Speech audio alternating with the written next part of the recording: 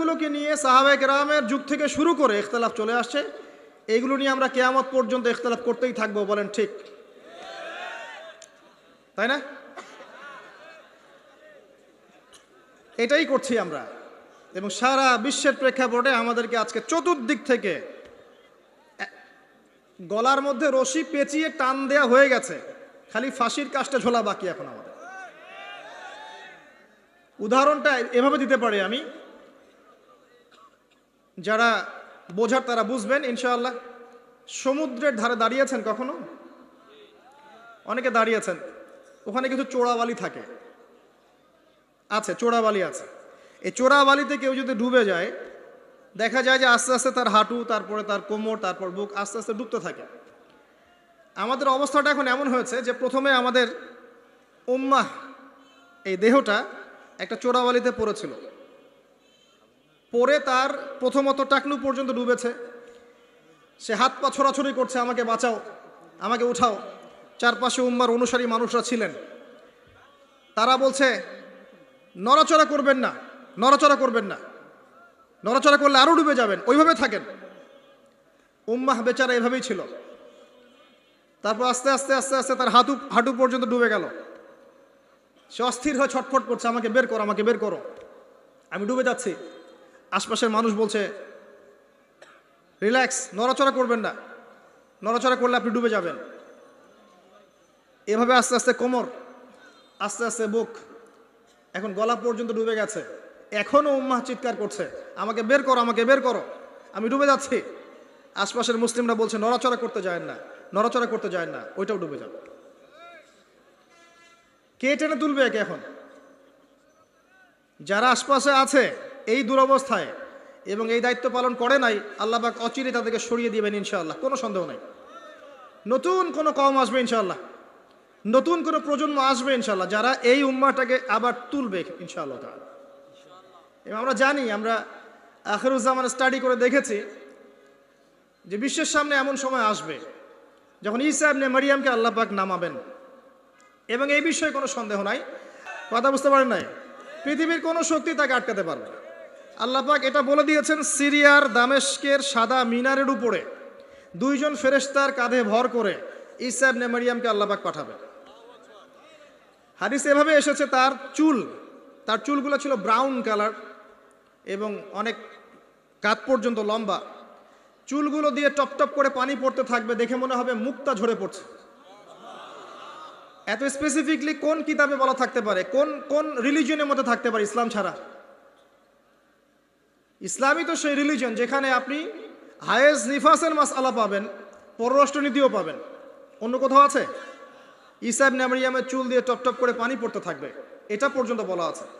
এবং এখান থেকে, ওই জেরুজালেম থেকে তিনি পুরো বিশ্বে ইসলামী খেলাফা বাস্তবায়ন করবেন। এটা কত বছর পর? এটা ননসেন্স প্রশ্ন। এটা কত বছর পর? এই প্রশ্নটা হচ্ছে এমন প্রশ্ন যে আদম আলাইহিস সালাম আর হাওয়া আলাইহিস সালাম যে গাছের ফল খেয়েছিলেন, ওই গাছের নাম কি?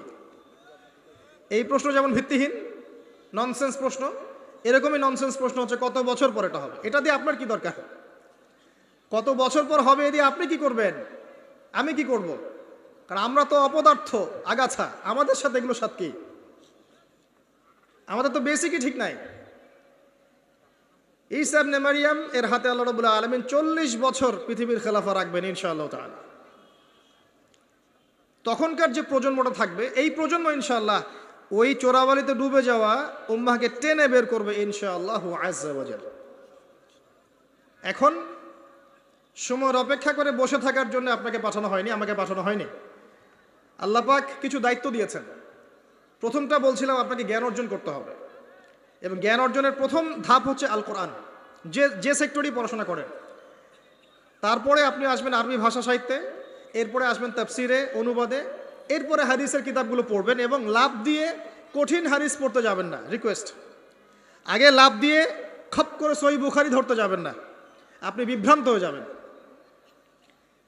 আই রিপিট, লাভ দিয়ে খপ করে সহিহ বুখারী ধরতে যাবেন না, আপনি বিভ্রান্ত হয়ে যাবেন।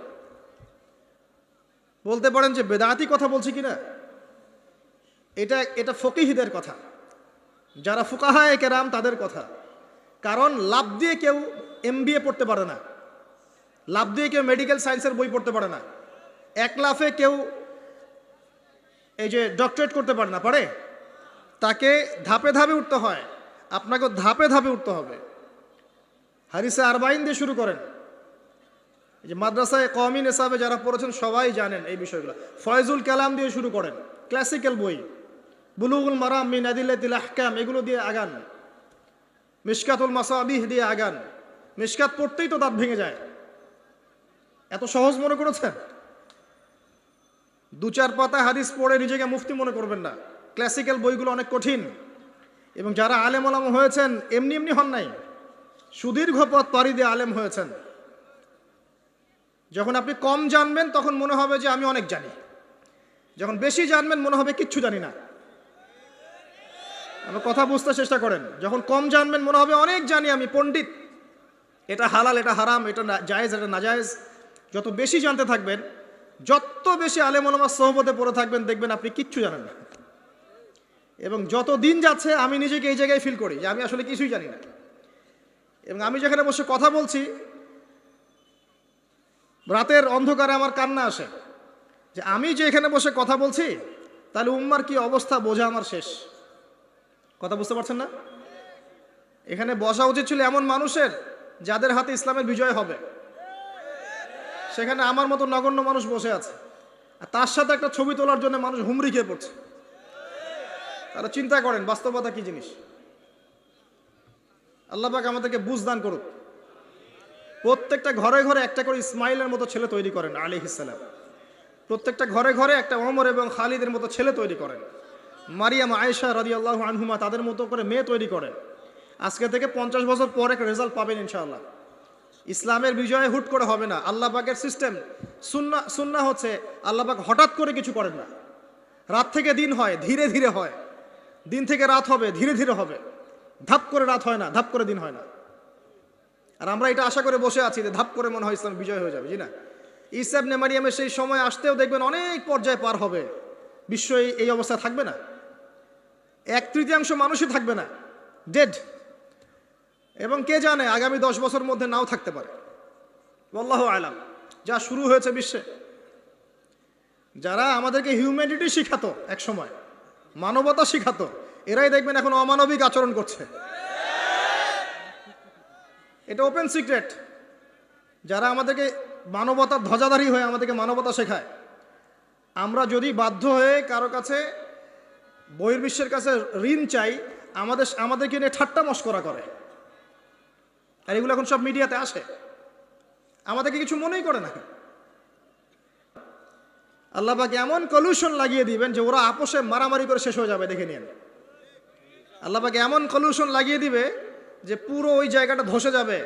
পৃথিবীর 3টা বড় বড় ভূমিকম্প বাকি আছে এখনো, তার মধ্যে একটা হবে পশ্চিমা বিশ্বে, আর একটা অবশ্য পূর্ব দিকে যেখানে আমরাও থাকি, আরেকটা হচ্ছে আমাদের আমিরুল মুমিনিনদের দেশে, দুবাই, আরব কন্টিনেন্ট। তারা আমাদের এখন আমিরুল মুমিনিন না, অনেক মানুষ তো তাই মনে করেন যে আরবিতে কথা বললেই আমিরুল মুমিনিন, কাবাঘর একটু ঘষা মাজা করলেই আমিরুল মুমিনিন। সুবহানাল্লাহ।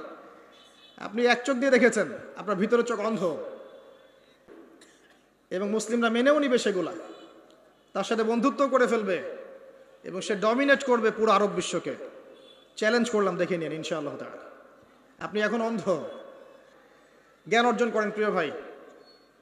হাদিসের কিতাবের কথা বলছিলাম, আগে বড় জায়গায় যায় না, মিশকাত শেষ করেন, আস্তে আস্তে ইবনে মাজাহ যান, তিরমিজিতে যান, আবু দাউদ পড়েন, নাসাই পড়েন, পরে যান বুখারী মুসলিমে। তখন গিয়ে ইনশাআল্লাহ আপনি বুঝতে পারবেন। আর এই পড়াশোনা করবেন কোথায়? একা একা?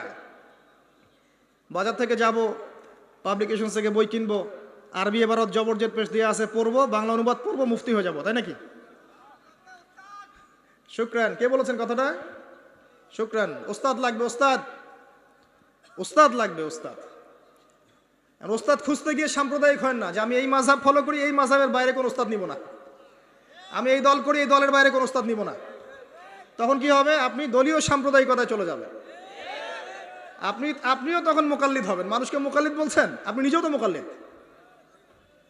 একজন আলেম বই লিখেছেন, ধরেন আমার হাতে একটা বই আছে, নামাজ শিক্ষার বই, কথার কথা।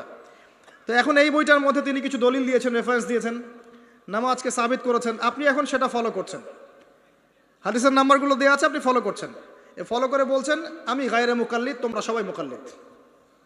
এই যে বইটা তিনি লিখলেন, আপনি তো লেখককে ফলো করছেন, লেখক যা লিখেছেন তাই ফলো করছেন, তো অবশ্যই আপনিও তার মাযহাব মেনেছেন, তার মতকে মানেন নাই? মেনেছেন। নাকি আপনি প্রত্যেকটা হাদিসকে যাচাই বাছাই করে দেখেছেন কোনটা সহিহ কোনটা জয়ীফ? দেখেছেন? তাহলে আপনি তার মত মেনেছেন, আর মত তো মানতেই হচ্ছে। এই মতটুকু না মানলে তো আমি দিন বুঝতেই পারবো না। পারবো? আমরা কি সবাই স্কলার, মুস্তাহিদ? আমরা কি সবাই ইস্তেহাদ করার যোগ্যতা রাখি? তাহলে নিঃসন্দেহে এমন মানুষের কাছে যেতেই হবে যিনি ইস্তেহাদ করার যোগ্যতা রাখেন। তিনি যখন গবেষণা করে একটা ফতোয়া দিবেন, আমি সেই ফতোয়াটাকে সর্বোচ্চ আমার সাধ্যমতো মেলানোর চেষ্টা করতে পারি এবং অন্যান্য আলেমদের কাছে শরণাপন্ন হতে পারি যে আপনারা এটার ব্যাপারে কি মত দিচ্ছেন। কিন্তু আমাকে তো সাধারণ মানুষ হিসেবে আলেম ওলামার কাছে যেতেই হচ্ছে এবং মাযহাব মানতেই হচ্ছে। বিষয়টা এমন নয় যে আমি সরাসরি কোরআন সুন্নাহকে মানতে পারি। পারি কি? কোরআন এবং সুন্নাহর প্রত্যেকটা জিনিস বোঝার সরাসরি যোগ্যতা আমার আছে? যদি না থাকে তাহলে মাধ্যম লাগে না? এই মাধ্যমটা কি নাজায়েজ? এই জায়গায় তো আমরা সমস্যায় ভুগছি। নিজে নিজে পণ্ডিত হয়ে যাই আর নিজে নিজে বিভিন্ন দল উপদল খুলে বসে থাকি, মানুষকেও আহ্বান করতে থাকি, আর যে আমার আহ্বানে সাড়া দেয় না তাকে বলে দেয় তুমি খারেজি। আল্লাহ পাক আমাদেরকে বোঝার তৌফিক দান করুন। উস্তাদ লাগবে, উস্তাদ। তৃতীয় জিনিসটা হচ্ছে আপনি পড়াশোনা করবেন আলেম ওলামার সোহবতে গিয়ে, এবং এই পড়াশোনাটা একা একা করতে পারবেন না। আপনি তাদের কাছে যাবেন, আরবির ক্লাসিক্যাল বইগুলো পড়বেন। এটা শুধু পড়ার জন্য নয়, বরং তাদের সোহবত থেকে, চরিত্র থেকে জ্ঞান শেখার জন্য। আমার কথাটা বোঝার চেষ্টা করেন। আপনি যখন একটা মানুষের সাথে ওঠা বসা করবেন, তার চরিত্র দেখে আপনি সুন্নত শিখতে পারবেন। রাসূলুল্লাহ সাল্লাল্লাহু আলাইহি ওয়াসাল্লাম এমনভাবে কি ইসলাম শিখিয়েছিলেন? একটা কাগজের মধ্যে সূরা লিখে দিলেন, বাসায় যাও পড়ে নিও। সাহাবীদেরকে এমনভাবে শিখিয়েছেন? সাহাবায়ে কেরাম কোরআন সুন্নাহ তার সোহবতে এসে শিখেছেন, তাকে দেখে শিখেছেন। কেমন করে তিনি কথা বলেন, কেমন করে ওঠেন, কেমন করে বসেন, কেমন করে চিন্তা করেন, কিভাবে তিনি ঘোরসাওয়ার হন, বাসায় কি করেন, নামাজ কেমন করে পড়েন, প্রতিটা বিষয় তিনি তারা দেখে দেখে দেখে দেখে আয়ত্ত করেছেন। আব্দুল্লাহ ইবনে মাসউদ রাদিয়াল্লাহু আনহু সম্পর্কে বলা হয় যে তিনি এমনভাবে নবী সাল্লাল্লাহু আলাইহি ওয়াসাল্লামকে দেখেছেন, কপি করার চেষ্টা করেছেন, যে তিনি উঠতেন তার মতো করে, বসতেন তার মতো করে, কথা বলতেন তার মতো করে। সুবহানাল্লাহ। সোহবতেই আপনাকে নূর দিবে ইনশাআল্লাহ। এবং যখন আল্লাহর নূর প্রাপ্ত মানুষের কাছে গিয়ে আপনি থাকবেন, তখন আপনি বুঝতে পারবেন যে আপনার ভিতরে কোথায় ত্রুটি আছে।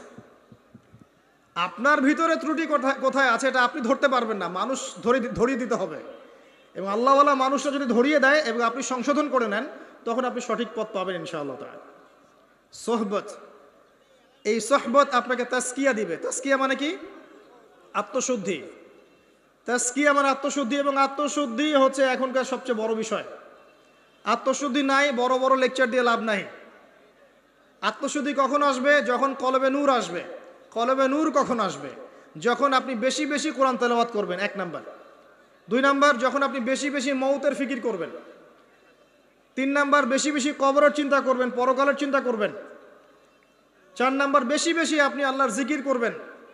5 নাম্বার, বেশি বেশি আল্লাহর কাছে দোয়া করবেন। কম খাবেন, কম ঘুমাবেন, কম স্ত্রী সহবাস করবেন, কম মানুষের সাথে মিশবেন, কম কথা বলবেন।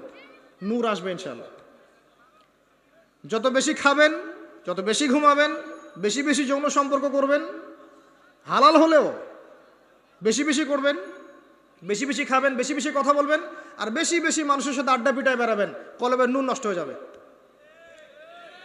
এগুলো হালালের মধ্যে। আর হারাম যদি হয়, মদ পান করেন, জেনা করেন, ব্লু ফিল্মস দেখেন, পর্নোগ্রাফি দেখেন, মেয়েদের সাথে ডেটিং করেন, ফ্রি মিক্সিং করেন, হাবিজাবি, তাহলে তো নূরের কোনো প্রশ্নই নাই, নূরের সাথে আপনার কোনো সম্পর্কই নাই তখন। এগুলোর পরেও আরও বিষয় আছে। এগুলোর পরের বিষয় হচ্ছে কলব থেকে কয়েকটা বিষয় দূর করতে হবে আবার। 1 নাম্বার, দুনিয়ার প্রেম। দুনিয়ার প্রেম দূর করতে হবে। দুনিয়াতে থাকতে হবে মুসাফিরের মতো, সকালে আছেন সন্ধ্যার গ্যারান্টি নাই, সন্ধ্যায় আছেন সকালের গ্যারান্টি নাই। দুনিয়াতে মুসাফিরের মতো, দুনিয়ার প্রেম দূর করতে হবে। 2 নাম্বার, মনের মধ্যে হিংসা রাখা যাবে না। কি রাখা যাবে না? যেটা রাখা আমাদের এখন ফরজ। এই হিংসা রাখা এখন মুসলিমদের ফরজ হয়ে গেছে। হিংসা না করলে পেটের ভাতটুকু হজম হয় না। কারো রাইজিং দেখলেই, একটু রাইজিং দেখলেই হিংসা। হিংসা রাখা যাবে না। 3 নাম্বার, আত্ম অহংকার রাখা যাবে না, ইগো রাখা যাবে না, লৌকিকতা রাখা যাবে না, রিয়া প্রদর্শন করা যাবে না, এবং ওই যে গীবত, তুহমত, অপবাদে যে অপসংস্কৃতি আছে এইগুলো থেকে দূরে থাকতে হবে। ইনশাআল্লাহ তাআলা আল্লাহর নূর আপনার কলবে আসবে ইনশাআল্লাহ। তখন ইনশাআল্লাহ তাআলা আপনি খিজির হবেন আলাইহিস সালাম, যে কিনা অনেক দূর পর্যন্ত দেখতে পারে, যা মূসা আলাইহিস সালাম পর্যন্ত পারেন নাই। সুবহানাল্লাহ। আসেন, এই খিদির আলাইহিস সালামকেই আল্লাহ পাক বলেছেন শেষ জামানার সবচেয়ে জ্ঞানী মানুষ। মানে জামানা না, পুরো ইউনিভার্সের সবচেয়ে জ্ঞানী মানুষ। মূসা আলাইহিস সালাম বলেছিলেন আমার চেয়ে জ্ঞানী কেউ নেই, আল্লাহ পাক বলেছেন খিদির আছে। শেষ জামানার সূরা আল কাহফ এর মধ্যে তার কথা আছে। এটা আপনাকে ডাইরেকশন দিচ্ছে যে শেষ জামানায় যদি আপনি হকপন্থী হতে চান, আলোর সন্ধান পেতে চান, খিদির আলাইহিস সালামের মতো দূরদর্শিতা সম্পন্ন হতে হবে। আল্লাহ পাক তৌফিক দান করুন। হাদিসের বইগুলো পড়েন, ওস্তাদের কাছে গিয়ে শেখেন। এরপরে সোহবত আপনাকে আত্মশুদ্ধি দিবে। আত্মশুদ্ধির কিছু পথ পদ্ধতি বলে দিলাম। এখানে আমি একটা হাদিস বলবো, এই হাদিসটা খুব ভালো করে শোনেন। আল্লাহ রাব্বুল আলামিন বলেছেন হাদিসে কুদসি যে আল্লাহ পাক যেগুলো ফরজ করেছেন, ওয়াজিব করেছেন, এগুলো যখন একজন বান্দা নিয়মিত করতে থাকে এবং এর সাথেও নফল কাজ করতে থাকে, আল্লাহ পাক সেই বান্দাকে ভালোবেসে ফেলেন। আল্লাহ পাক যখন কোনো বান্দাকে ভালোবাসেন তাকে ডেকে নিয়ে আসেন। যখন আল্লাহ পাক কাউকে ভালোবাসেন তখন জিবরাইল আলাইহিস সালামকে ডেকে নিয়ে আসেন। ডেকে নিয়ে এসে বলেন যে পৃথিবীতে অমুকের পুত্র অমুক, তাকে আমি ভালোবাসি, হে জিবরাইল তুমিও তাকে ভালোবাসো। এরপর জিবরাইল আলাইহিস সালাম তাকে ভালোবাসতে থাকেন এবং অন্যান্য মালায়েকাদেরকে ডেকে জিবরাইল আলাইহিস সালাম বলেন আল্লাহ অমুককে ভালোবাসেন, আমিও তাকে ভালোবাসি, তোমরা সবাই তাকে ভালোবাসো। এরপর সমস্ত ফেরেশতারা তাকে ভালোবাসতে শুরু করে।